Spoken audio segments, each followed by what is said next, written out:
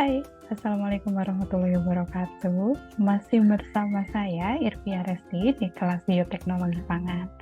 Oke teman-teman semua, untuk kali ini kita akan membahas materi lanjutan kita tentang enzim restriksi. Kalau pertemuan sebelumnya kita membahas overall tentang enzim restriksi, hari ini kita akan membahas spesifik tentang salah satu contoh enzim restriksi dan cara kerjanya. Udah pada penasaran kan? Oke, mari kita mulai. Oke, untuk pertemuan kita kali ini kita akan membahas salah satu jenis enzim restriksi yaitu enzim ECOR1. Kenapa kita membahas jenis enzim ini? Karena enzim restriksi yang biasa digunakan sekarang adalah jenis enzim ECOR1. Nah, enzim ini sendiri telah diisolasi oleh penemu yaitu Herbert Boyer pada tahun 1969. Nah, untuk bakterinya sendiri, enzim ini dihasilkan atau diisolasi dari bakteri Escherichia coli. Untuk kerjanya nanti, enzim ECO1 ini memutus dan memotong DNA pada bagian urutan basa GAA-TTC. Nah, sekuens GAA-TTC ini merupakan sekuens pengenal yang nantinya akan dikenali oleh enzim ECO1. Nah, enzim ini sendiri untuk pemotongannya tidak pada sembarang tempat, jadi dia memotong antara basa G dan basa A. Nah, nanti untuk lebih jelasnya, mari kita bahas satu persatu tentang cara kerja enzim ECOR1. Nah, di sini di sebelah kiri, teman-teman sudah lihat ada beberapa gambar tentang basa. Nah, ini yang paling atas itu adalah ECOR1 site, yang mana itu adalah susunan basa yang dikenali oleh enzim ECOR1. Tadi sudah ada penjelasan, yaitu susunan basanya adalah GAA-TTC. Nah, di bawah juga sama GAA-TTC. Nah, basa-basa ini adalah basa-basa yang dikenali oleh enzim ECOR1. Nah, kemudian di step kedua, tadi dijelaskan kalau enzim ECOR1 ini dia memutus di antara basa G dan basa A. Nah, itu ada tanda panah warna merah. Nah, dia memutusnya di tengah-tengah antara G dan A. Nah, di bawah juga sama, ada tanda panah warna merah, dia akan memutus di antara G dan A. Nah, kemudian nanti enzim ini, ECO1 enzyme, dia akan memutus di sini, mulai memutus. Nah, nantinya setelah diputus, ikatannya akan menjadi terlepas. Nah, terlepasnya jadi seperti ini, paling gambar nomor. Nah, setelah terlepas, nanti di situ akan ada penyisipan dengan DNA yang baru. Bisa dilihat di gambar yang paling bawah sendiri. Nah, paling bawah kalau di situ ada rantai untai ganda DNA yang warna pink, nah itu adalah DNA yang baru. Nah, nanti di situ ada perekatan oleh enzim yang namanya DNA ligase. Nah, nanti DNA ligase ini akan merekatkan kedua ikatan antara DNA yang satu dengan DNA yang baru, kayak gitu. Nah, untuk lebih jelasnya, mari kita bahas satu persatu tata cara pemotongan oleh enzim ECOR1. Baik, sebelum kita mulai memotong menggunakan enzim ECOR1, kita terlebih dahulu harus lihat dulu ECOR1 site-nya. Nah, di sini di sebelah kanan saya itu ada dua gambar. Yang pertama adalah gambar untuk target gen. Jadi itu adalah susunannya dalam target gen. Kemudian di gambar yang bawah itu adalah susunannya dalam plasmid. Jadi kalau teman-teman lihat di target gen, itu karena target gennya itu punya dua sisi, jadi nanti akan dipotong kedua sisinya oleh enzim ECOR1. Nah, tadi kita tahu kalau enzim ECOR1 itu dia akan recognize atau dia akan mengenali sisi yang mana dia punya susunan basa GAA-TTC. Jadi nanti susunan basa GAA-TTC yang ada di depan dan ada di belakang itu keduanya akan sama-sama dipotong oleh enzim ECOR1 site. Nah, di sini untuk pemotongannya nanti ada di antara basa G dan basa A. Kemudian sama yang di bawah juga akan dipotong pada basa G dan basa A. Nah, kemudian untuk plasmid, jadi untuk plasmid yang di gambar paling bawah ini, plasmid itu bentuknya lingkaran. Nah, kalau dia mau disisipin oleh gen, otomatis dia hanya ada satu equal one side-nya. Jadi akan membuka kayak gitu. Kalau gen, dia bentuknya anggaplah persegi panjang atau bentuknya untayan.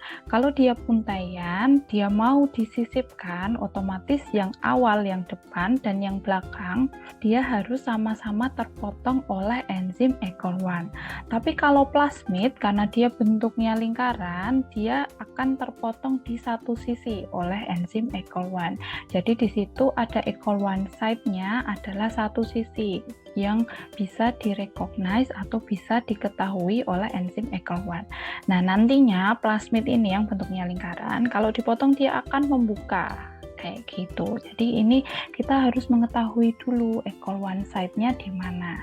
Nah, setelah kita mengetahui equal one side-nya, kita nanti langsung bisa memotong DNA-nya. Nah, di sini di gambar yang paling atas itu adalah proses pemotongan pada target gen.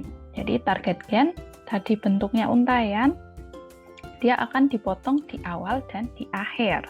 Jadi dia di awal akan dipotong oleh equal one side pada sisi antara G dan A, kemudian yang di akhir juga akan dipotong oleh enzim equal one side pada sisi antara G dan sisi A. Nah, nanti ada target gennya. Nah, kemudian untuk plasmid karena bentuknya lingkaran ya. Karena plasmid ini bentuknya lingkaran, maka dia akan terpotong satu sisi oleh enzim equal one. Nah, nanti setelah plasmid ini terpotong oleh enzim ini, dia akan membuka kalau plasmid. Ya, bisa dibedakan ya. Kalau tadi target gennya karena dia bentuknya untayan, dia sudah terbuka. Karena sudah terbuka, jadi dia harus terpotong di awal dan di akhirnya. Nah, tapi karena plasmid ini bentuknya tertutup lingkaran, maka dia akan terpotong. Kalau dia terpotong, dia akan membuka.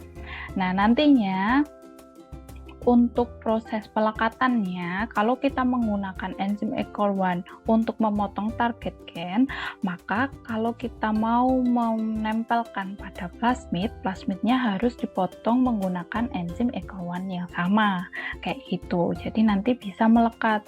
Tapi kalau di target gen kita menggunakan enzim equal one, kemudian di plasmidnya kita memotong menggunakan enzim yang lain, maka nanti nggak bisa match. Itu nggak bisa menempel karena proses pemotongannya akan beda. Basa yang dipotong juga akan beda kayak gitu. Jadi di sini yang di atas target gennya dia akan terpotong tadi di awal dan di akhir. Jadi kita lihat di dua bagian. Kemudian di plasmidnya dia akan terpotong dari lingkaran, terpotong, putus jadi terbuka. Plasmidnya menjadi terbuka, lingkarannya menjadi terbuka. Nah, kemudian setelah kita memotong target gen dan memotong plasmid menggunakan enzim equal one yang sama, kemudian nanti akan ada penyisipan. Nah, kalau teman-teman lihat, ini adalah contoh gambarnya di sini, di sebelah kanan ini. Ini adalah contoh penyisipan target gen ke dalam plasmid. Jadi tadi ya, saya tekankan kalau misalkan target gennya itu dipotong menggunakan enzim equal one, maka plasmidnya juga harus dipotong menggunakan enzim equal one. Agar apa? Agar menempel. Kalau teman-teman lihat nih di kanan, di situ jelas kalau di situ target gen dan plasmid sama-sama dipotong menggunakan enzim equal one yang sama. Maka dari itu nanti dia akan match pada proses pelekatannya. Basa A akan ketemu dengan T, A ketemu dengan T, T ketemu dengan A, T ketemu dengan A, dan seterusnya. Jadi setelah dilekatkan, dia akan melekat dengan sempurna.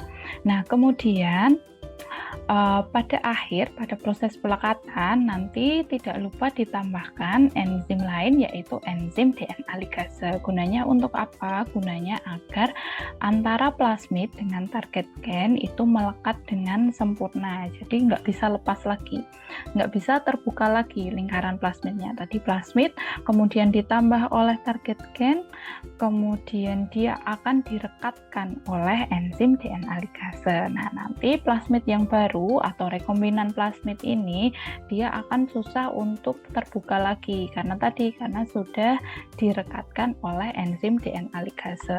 Tapi kalau kita lupa, kalau kita nggak menambahkan enzim DNA ligase, otomatis nanti plasmid dan target gennya tidak akan melekat dengan sempurna. Jadi nanti kalau ada perlakuan panas, itu akan terbuka rantainya, terbuka plasmidnya. Jadi nanti tidak dihasilkan plasmid DNA rekombinan yang baru.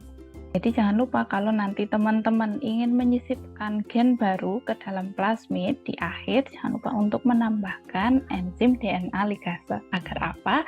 Agar rekombinan plasmidnya nanti bisa menempel dengan sempurna dan bisa diaplikasikan. Oke, itu tadi penjelasan singkat tentang aplikasi enzim restriksi jenis enzim E-core1. Saya harap teman-teman lebih paham ya tentang aplikasi enzim restriksi di bidang bioteknologi pangan. Sampai jumpa di video selanjutnya. Bye!